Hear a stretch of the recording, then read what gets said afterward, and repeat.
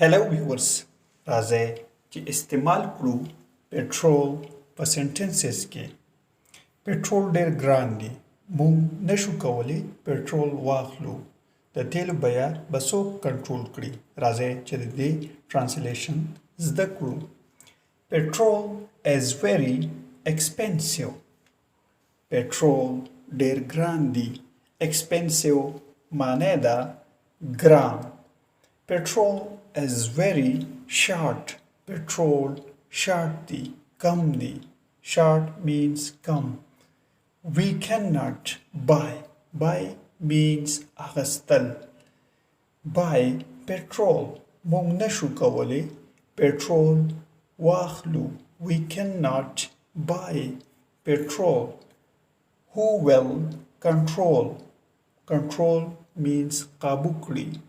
Petrol price the petrolo कीमत who will control petrol price the तेल بیه به څوک کنټرول کړي یا به څوک قابو کړي ویورز چینل سبسکرایب کړئ ویډیو لایک کړئ او شیر هم کړئ thanks for watching this video